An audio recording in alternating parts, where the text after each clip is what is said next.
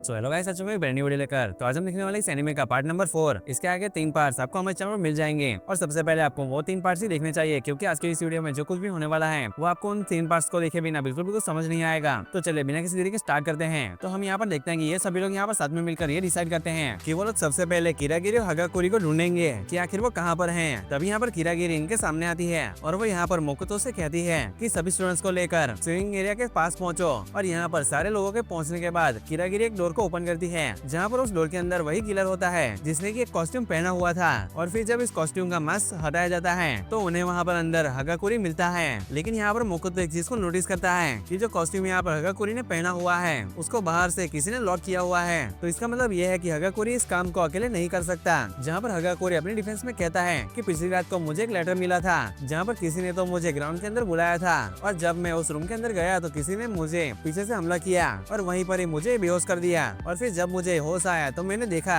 कि मुझे यहाँ पर ये कॉस्ट्यूम पहना दिया गया है। तभी यहाँ पर तगामी कहता है कि हमें वो लेटर दिखाओ जिसमें कि तुम्हें वो इनविटेशन भेजा गया था। लेकिन यहाँ पर हगाकुरी के पास वो लेटर नहीं होता। इसका मतलब ये है कि यहाँ पर वो चाहकर भी अपनी इनोसेंस को प्रूफ नहीं कर पाता। वहीं हम दूसरी तरफ किरागिरी को देखते हैं, जो कि यहाँ पर दोनों ही डेड बॉडीज को एग्जामिन करने के लिए जा रही होती है, जिसके पीछे यहाँ पर मोकोतो भी आ जाता है। और यहाँ पर वो किरागिरी से कह रहा होता है कि दोनों ही मौत एक हैमर से हुई है और दोनों की सिर की हड्डी टूट चुकी है। फिर यहाँ पर जब किरागिरी दोनों ही बॉडीज को एग्जामिन कर रही थी तभी उसे यहाँ पर इशिमारू के हाथ में से एक नोटबुक मिलता है। और फिर दोनों डेड बॉडीज को अच्छे से एग्जामिन कर लेने के बाद किरागिरी यहाँ पर चली जाती है सबके साथ ट्रायल रूम के अंदर। और हम लोग यहाँ पर देखते हैं कि यहाँ पर सारे स्टूडेंट्स हगाकुरी को ही ट्रेडर मान रहे होते हैं, क्योंकि यमाडा ने मरने से पहले उसी का नाम लिया था। लेकिन यहाँ पर मोकोतो कहता है कि ऐसा नहीं हो सकता कि हगाकुरी ने इन दोनों की जान ली है, क्योंकि तुम लोगों ने देखा होगा कि दोनों की डेड बॉडीज को एक जगह से दूसरी जगह पर मूव करने में किसी कार्ड का इस्तेमाल किया गया है। और तुम्हें पता होगा कि हगाकुरी ने वो कॉस्ट्यूम पहना था, तो उतने बड़े कॉस्ट्यूम को पहन लेने के बाद उस कार्ड के जरिए दोनों ही डेड बॉडीज को खींचना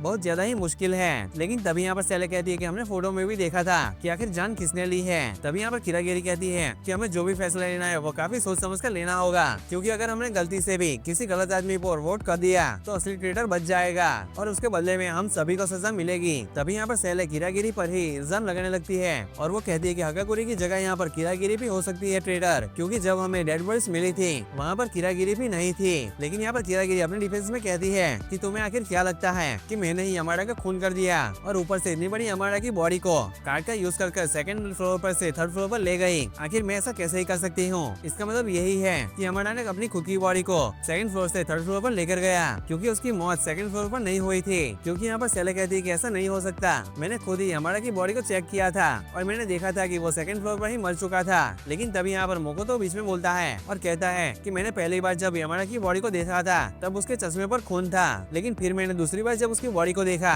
तो उसके चश्मे पर से खून हट चुका था। तो फिर यहाँ पर बाकी सारे स्टूडेंट्स इस बात को सुनने के बाद कहते हैं कि वो अगर सेकंड फ्लोर पर मरा ही नहीं था तो फिर इतना सारा खून उसके सिर पर आया कैसे। फिर इसके जवाब में यहाँ पर तगामी कहता है कि जरूर उसने मेडिकल रूम से ब्लड चुरा लिया होगा। और फिर यहाँ पर किरागिरी बताती है कि उसे यहाँ पर नोट का टुकड़ा मिला था इशिमारू के हाथ से, और इस नोट का मुझे दूसरा टुकड़ा मिला था यमाडो की पैंट से। और यहाँ पर इस नोट को देखने के बाद हगाकुरी कहता है कि यहाँ पर मुझे जो नोट मिला था उसके अंदर लोकेशन दूसरा था। फिर यहाँ पर किरागिरी कहती है कि यमाडा ने 2 नोट लिखे थे, एक नोट उसने इशिमारू को भेजा था ताकि वो उसे अपने पास बुला सके और फिर बाद में उसकी जान ले ले, और दूसरा नोट भेजा था हगाकुरी को और उसको किसी और रूम में बुलाया गया था ताकि हगाकुरी को वहाँ पर किडनैप कर लिया जाए और फिर बाद में इस चीज को दिखाया जाए कि यहाँ पर यमाडा के ऊपर भी हमला हुआ था और यहाँ पर सारा ब्लेम हगाकुरी के ऊपर डाल दिया जाए। फिर यहाँ पर असाहिना सभी लोगों को बताती है कि मैंने एक चीज को देखा था कि जितने भी हेमस थे वो अलग अलग शेप के थे और अलग अलग साइज के थे, और उन सारे हेमस के ऊपर अलग अलग नंबर्स भी लिखे हुए थे। और फिर अगर हेमस के सारे नंबर्स को देखा जाए तो पता चलेगा कि यमाडा का खून सबसे पहले हुआ था।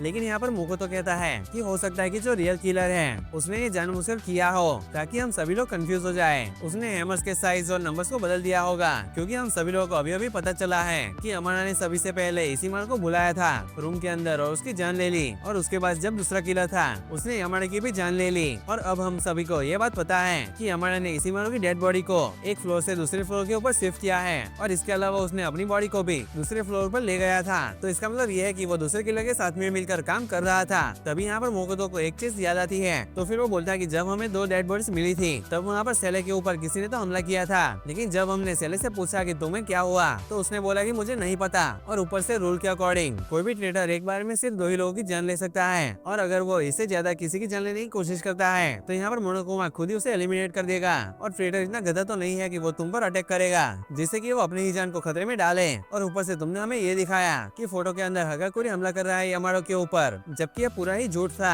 एक्चुअली में हगाकुरी यहाँ पर बेहोश हो रखा था और तुम लोगों ने उसे कॉस्ट्यूम पहना कर सिर्फ उसके साथ एक फोटो खींच ली है, और वो फोटो तुमने ही खींचा था ताकि यामाटो को इस बात का यकीन हो जाए कि उसके ऊपर इल्जाम नहीं आएगा। लेकिन यहाँ पर सेले कहती है कि यामाटो यहाँ पर मरने से पहले हगाकुरी का नाम लेता है, लेकिन मोकोतो कहता है कि ये बिल्कुल भी सच नहीं है। यामाटो ने मरने से पहले सिर्फ एक सरनेम बोला था और वो सरनेम किसी का भी हो सकता है। तो फिर एक काम करो, तुम मुझे यहाँ पर अपना इलेक्ट्रॉनिक कार्ड दिखाओ, जिसके बाद मुझे यहाँ पर यह पता चल जाएगा कि आखिर तुम्हारा असली नाम क्या है, क्योंकि हम में से किसी को भी तुम्हारा पूरा नाम नहीं पता। जिसके बाद यहाँ पर सेले अपनी हार मान लेती है और फिर बोलती है कि हाँ मैंने उसका खून किया था। जिसके बाद यहाँ पर सभी लोग सेले के खिलाफ वोट करते हैं और यहाँ पर वही गिल्टी निकलती है। जिसके बाद सेले कह रही होती है सभी से कि मैंने यामाटो को कन्विंस किया था इशिमारू को मारने के लिए, और ऐसा करने के लिए मैंने सबसे पहले उस लैपटॉप को चुरा लिया और बाद में मैंने इशिमारू के रूम में उसके डाल दिया। लेकिन यहाँ पर सेले इस बात को भी बताती है कि खुद मुझे इशिमारू ने बोला था लैपटॉप को चुराने के लिए, क्योंकि यहाँ पर इशिमारू को पता था कि किरागिरी ने लैपटॉप को बोल रखा है कि अगर उसने या फिर यामाडा ने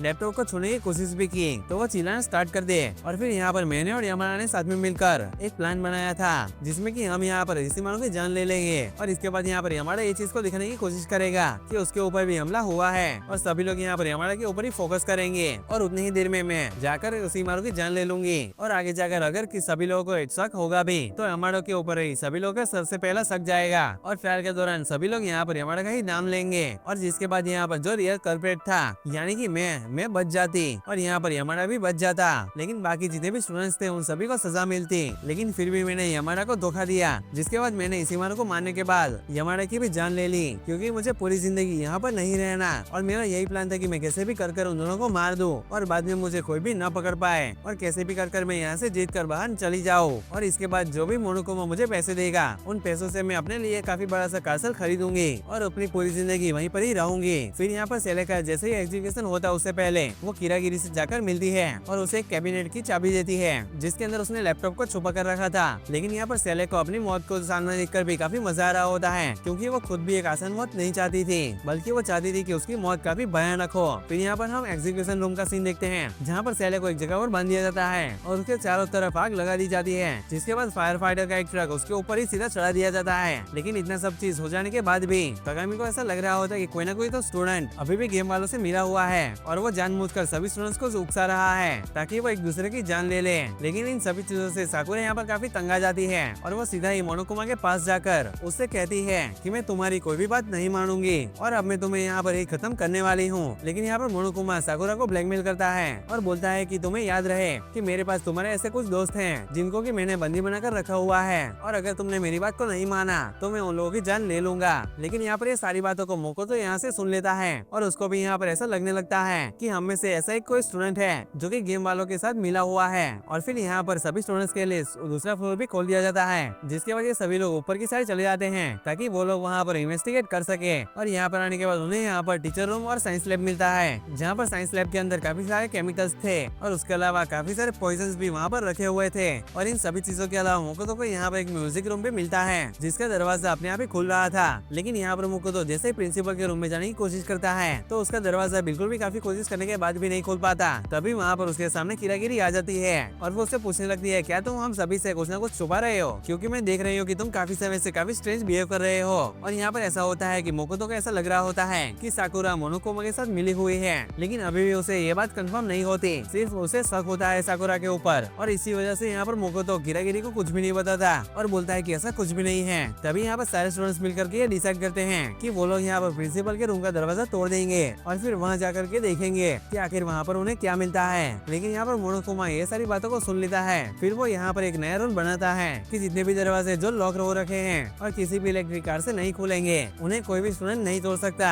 जिसके वजह सभी लोग साथ में मिलकर पब्लिक लॉकर रूम के अंदर चले जाते हैं। और यहाँ पर अल्टर इगो से बात करने के बाद उनसे पूछते हैं कि क्या तुम्हें कोई नई फाइल मिली है। फिर यहाँ पर इन सभी लोगों को पता चलता है कि जब ये स्कूल चालू था तो उस समय यहाँ पर जो प्रिंसिपल थे उन्होंने एक फैसला लिया था, वो यहाँ के सभी बच्चों को एक जगह पर इकट्ठा करके रखना चाहते थे ताकि कोई भी यहाँ से बाहर न निकल पाए और ऊपर से सभी लोग यहाँ पर अपनी जिंदगी बिताए। लेकिन ऐसा करने की वजह से स्कूल के सारे पैसे खत्म हो गए और बाद में स्कूल को बंद कर दिया गया। और फिर यहाँ पर अल्टर इगो सभी लोगों को बताने लगती है कि देखो जो प्रिंसिपल है वो 40 साल का है और ऊपर से ये भी हो सकता है कि प्रिंसिपल अभी भी स्कूल के अंदर ही हो। और फिर आखिर आखिरी में इन सभी लोगों को एक फोटो दिखाई जाती है और जिसे देखने के बाद ये सभी लोग सोच रहे होते हैं कि आखिर ये फोटो कब खींची गई, क्योंकि इस फोटो के अंदर जो 3 स्टूडेंट्स को दिखाया जाता है वो तीनों ही मर चुके हैं। और तब यहाँ पर मोनोकुमा इन सभी लोगों को हॉल के अंदर बुलाता है। फिर यहाँ पर मोनोकुमा सभी लोगों को बताता है कि तुम्हारे बीच में शुरू से ही हमारा एक ट्रेडर रह रहा है जिसने कि हमारे कहने पर ही सारे काम किए थे ताकि तुम लोग आपस में एक दूसरे को मार दो, और उस ट्रेडर का नाम है साकुरा। लेकिन यहाँ पर असाहिना इस बात को बिल्कुल भी नहीं मानती, लेकिन फिर भी यहाँ पर साकुरा कहती है कि मैं ये नहीं चाहती थी कि तुम सभी लोग यहाँ पर एक दूसरे को मारने लग जाओ, बल्कि मेरा काम बस इतना था कि मुझे तुम लोगों के ऊपर नजर रखना था। फिर यहाँ पर मुकोतो कहता है कि मैंने साकुरा और मोनोकुमा की बातों को सुना है और यहाँ पर मोनोकुमा साकुरा को ब्लैकमेल कर रहा है ताकि साकुरा यहाँ पर हम लोगों के ऊपर नजर रखे। लेकिन यहाँ पर तगामी को इन सारी चीजों पे बिल्कुल भी बिलीव नहीं होता और वो तुरंत ही साकुरा से पूछता है कि क्या तुम्हें सही में कोई ब्लैकमेल कर रहा है, तो तुम हमें बता दो कि आखिर इन सभी चीजों के पीछे कौन है। लेकिन यहाँ पर साकुरा को भी नहीं पता होता कि इस गेम का आखिर मास्टरमाइंड कौन है। और साकुरा कहती है कि मेरा काम बस इतना था कि स्कूल के अंदर कोई भी किसी की जान नहीं लेता है, तो मुझे कैसे भी कर किसी की जान लेनी होगी ताकि ये गेम आगे बढ़ सके। तभी यहाँ पर तगामी कहता है कि हमें साकुरा से सावधान रहना होगा, क्योंकि हो सकता है कि साकुरा हमें फिर से धोखा दे दे और हो सकता है कि हमें से किसी की जान भी ले ले। लेकिन यहाँ पर असाहिना गुस्सा हो जाती है तगामी के ऊपर और उसको एक थप्पड़ भी मार देती है और बोलती है कि तुम मेरे दोस्त के बारे में ऐसा नहीं बोल सकते। लेकिन यहाँ पर किरागिरी सभी लोगों को शांत करवाती है और बोलती है कि हमें आपस में नहीं लड़ना चाहिए, नहीं तो इस गेम का जो मास्टरमाइंड है वो यही चाहता है कि हम लोग आपस में लड़े और एक दूसरे के खिलाफ हो जाए। जिसके बाद असाहिना कहती है कि तुमने सही कहा और इतना बोलने के साथ ही वो रूम के अंदर वापस चली जाती है। जिसकी थोड़ी ही देर बाद हम यहाँ पर मोकोतो को देखते हैं जिसको कि यहाँ पर हगाकोरी के चिल्लाने की आवाज आती है और फिर जब वो वहाँ पर पहुँचता है तो वो यहाँ पर देखता है असाहिना के ऊपर हमला किया जा रहा है फुकाबा के जरिए। और यहाँ पर फुकाबा लगातार असाहिना से पूछ रही होती है कि आखिर साकुरा आगे क्या करने वाली है वो हमें बता दो। लेकिन यहाँ पर मोकोतो इन दोनों को शांत करता है और फिर यहाँ से असाहिना को लेकर चला जाता है मेडिकल रूम के अंदर, जहाँ पर साकुरा भी आ जाती है और वो बोलती है कि उसकी वजह से यहाँ पर असाहिना को चोट लगी है। और इस बात को सोचने के दौरान यहाँ पर उसको काफी गुस्सा आ रहा होता है। लेकिन तभी वहाँ पर किरागिरी भी आ जाती है और सभी लोगों को शांत रहने के लिए कहती है और खासकर साकुरा को। फिर इसकी थोड़ी देर बाद हम देखते हैं कि यहाँ पर मोकोतो और किरागिरी लैपटॉप के पास चले जाते हैं और फिर यहाँ पर ये लोग जब अल्ट्रा ईगो से बात कर रहे होते हैं तो अल्ट्रा ईगो इन्हें बताती है कि मुझे कैसे भी कर यहाँ के इंटरनेट से कनेक्ट कर दो, तो हो सकता है कि मैं तुम्हारी हेल्प कर पाऊँ यहाँ से बाहर निकलने में। तब यहाँ पर किरागिरी बताती है कि सेकंड फ्लोर पर भी एक ऐसा रूम है जहाँ पर कोई भी कैमरा नहीं है और वहाँ पर इंटरनेट भी आता है, लेकिन उस जगह का इंटरनेट का एक्सेस भी मोनोकुमा के पास जरूर होगा। लेकिन फिर भी हमें कैसे भी कर एक चांस तो लेना ही होगा ताकि हम यहाँ से बाहर निकल सके। फिर यहाँ पर रात हो जाने के बाद मोकोतो यहाँ पर अल्ट्रा ईगो को लेकर चला जाता है उसी सेकंड फ्लोर के रूम के अंदर और वहाँ पर जाकर उसे इंटरनेट से कनेक्ट कर देता है। फिर यहाँ पर अल्ट्रा ईगो कहती है कि तुम बिल्कुल भी चिंता मत करो और अब बाकी का काम मैं संभाल लूंगी। फिर इसके बाद यहाँ पर मोकोतो लॉन्ड्री रूम के अंदर चला जाता है जहाँ पर किरागिरी भी उसके पास आती है। फिर वो यहाँ पर मोकोतो को अपने साथ लेकर चली जाती है असाहिना के पास और फिर यहाँ पर असाहिना बता रही होती है कि रूम के अंदर साकुरा है और वो कब से दरवाजा नहीं खोल रही है। और यहाँ पर मोकोतो दरवाजे के ऊपर जो विंडो लगा हुआ था उसे तोड़ देता है और फिर बाद में हाथ डालकर उस लॉक को खोल देता है। और फिर जब वो लोग अंदर आते हैं तो उन्हें पता चलता है कि साकुरा यहाँ पर मर चुकी है और इस चीज का असाहिना के ऊपर काफी बुरा इफेक्ट होता है और ना तो उसके चेहरे पे कोई एक्सप्रेशन होता है और वो बोलती है कि बाकी स्टूडेंट्स को बुलाती हूँ। और फिर यहाँ पर किरागिरी जब एग्जामिन कर रही थी साकुरा की बॉडी को तो वो देखती है कि सिर के ऊपर हमला किया गया है और ऊपर से गन पाउडर उसके पाव के ऊपर लगा हुआ है और डेड बॉडी के सामने जो सेल्फ पड़ा हुआ है उसके ऊपर भी खून के छींटे पड़े हुए हैं और इसके अलावा साकुरा ने खून की उल्टी भी की है। और आखिरी में उसका ध्यान इस बात पर भी जाता है कि वहाँ पर 2 बॉटल टूटे हुए हैं। और फिर जब बाकी स्टूडेंट्स वहाँ पर आ जाते हैं तो असाहिना यहाँ पर 3 लोगों के ऊपर इल्जाम लगाती है, तगामी, फुकाबा और हगाकोरी, और फिर बोलने लगती है कि साकुरा ने इन 3 लोगों को प्ले रूम के अंदर बुलाया था अपने साथ खेलने के लिए। और इसी के साथ ये एपिसोड यहीं पर ही खत्म हो जाता है। तो आपको क्या लगता है कि आखिर खून किसने किया है? अपने थॉट्स कमेंट सेक्शन में जरूर बताएं। मैं मिलता हूँ आपको एक ऐसी अगले वीडियो में, तब तक के लिए गुड बाय।